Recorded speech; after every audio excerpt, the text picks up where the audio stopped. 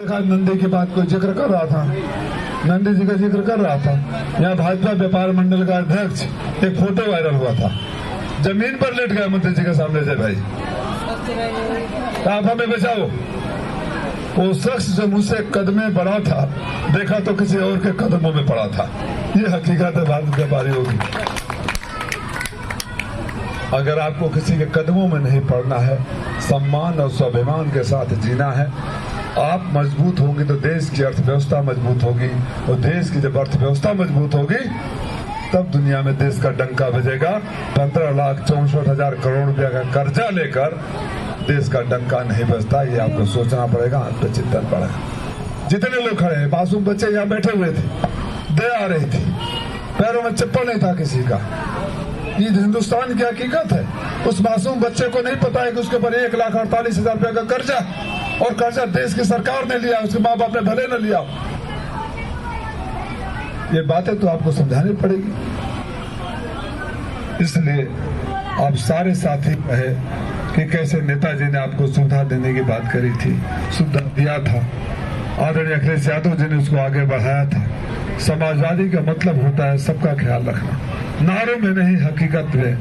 और अगर हकीकत में आप अपने को बदलना चाहते हो, हकीकत में अच्छा भविष्य चाहते हो, हकीकत में आप चाहते हो कि हालात बदले, तो इस सरकार को बदल डालो। 1 तारीख को साइकिल पर मुहर मार देना, और जब 4 तारीख के बाद इंडिया गठबंधन की सरकार बनेगी तो वो दौर फिर से आएगा। इनके अच्छे दिन वापस कर देना, अपने अच्छे वाले दिन वापस ले आना। इनके अच्छे दिन ने आपको बहुत पीड़ा दी है, इनके अच्छे दिनों ने आपको बहुत तकलीफ दिया है, कभी किसी के साथ खड़े नहीं हुए। अब तो इनकी भाषा भी बता रहे हैं कि इनके अच्छे दिनों के कोटा खत्म हो गया है।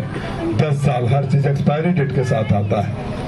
जो 2014 में कहकर आए थे कि देश बिकने नहीं दूंगा, कहे थे ना, देश बिकने नहीं दूंगा। 2024 तक आते आते बोल रहे हैं भैंस बिकने नहीं दूंगा, भैंस बिकने नहीं दूंगा। तो देश बिकने नहीं दूंगा से लेकर भैंस नहीं बिकने दूंगा तक का सफर बहुत पीड़ादायक रहा है। और उससे भी बड़ी पीड़ा देने वाली बात है कि सरकारी पार्टी का प्रत्याशी बाबू उनका मंत्री है, और कहते हैं कि कोई गाड़ी जा रही हो तो उस गाड़ी को लूट लो। गाड़ी में 10 लाख रुपया हो तो 1 लाख रुपया दरोगा को देकर 9 लाख रुपया पॉकेट में रख लो। व्यापारी साथियों, जरा संभल कर चलना।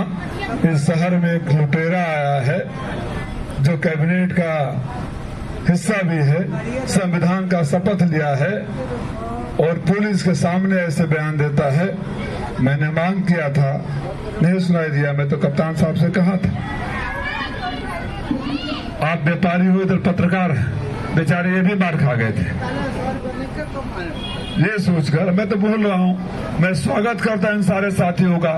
राजनीति में नेता चुनाव प्रचार के दौरान खास तौर से जब बोलता है तो चाहता है कि उसकी बातें आगे बढ़े, और बात आगे बढ़ाने के सबसे अच्छा साधन मीडिया का साथी है। मैं जो भी बोल रहा हूँ कोई डर तो नहीं है, किसी को गाली तो नहीं दे रहा हूँ, तो मैं चाहता हूँ कि मेरी आगे बातें आगे बढ़े। इस शक के बिना पर कि इनके वीडियो वायरल करते हैं, 5-6 साथियों को पकड़ कर पीट दिया, मोबाइल छीन लिया, सड़क पर जाम हो गया, बगल में पद्मेश तिवारी खड़े हो गए, जाम में गाड़ी फंसी, बाउंसर से उनको पिटवा दिया। तो व्यापारी साथियों बच के रहना। मैं कप्तान साहब से कहा था कि तत्काल इनके ऊपर कार्रवाई होना चाहिए। इसमें से बैठा हुआ है कोई शख्स रोड पर जाए, कहे कि गाड़ी लूट लो, 9 लाख रुपया पॉकेट में रख लो, 1 लाख दरोगा को दे दो, तो दरोगा जी आपको लेकर चले जाएंगे। लेकिन यहाँ तो दरोगा जी उसके आगे पीछे घूमकर सैल्यूट मार रहे हैं। मैंने कप्तान से कहा कि पिछले 6 महीने में यहाँ जितनी छिनैती डकैती हुई है उसको पुनः जांच किया जाए कि कहीं इसी गिरोह का तो हाथ नहीं है उसमें, जो मंचों से कहता है। और आप लोग सावधान रहना, कुछ भी हो सकता है। और चाहते हो कि निजात मिले, चाहते हो कि छुटकारा मिले, तो कल्पनाथ राय की धरती से इनको वापस बैरंग भेज। वो बच्चा कहता है कि मैं मऊ को मुंबई बना दूंगा। फिर उसने बोला यार किसी ने समझाया कि मऊ से अच्छा, मुंबई से अच्छा गोवा है, तो बोला नहीं गोवा बना दूंगा।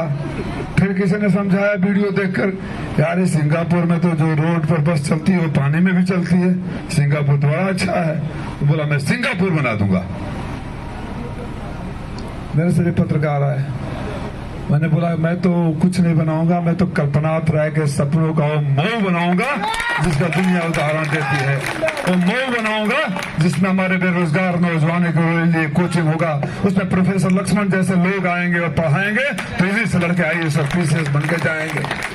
मैं उस सुविधा दूंगा कि जो हर लड़का डिप्टी कलेक्टर और SP नहीं बन सकता, जो सेकंड कैटेगरी का होगा उसके लिए मैं वो सुविधा दूंगा। मैं तो शिक्षा से जुड़ा हुआ हूं कि उनको कोचिंग हो, ट्रेनिंग हो, कि कोई रेलवे की नौकरी पाए, कोई बैंक की नौकरी पाए, कोई किसी कारपोरेट का नौकरी पाए।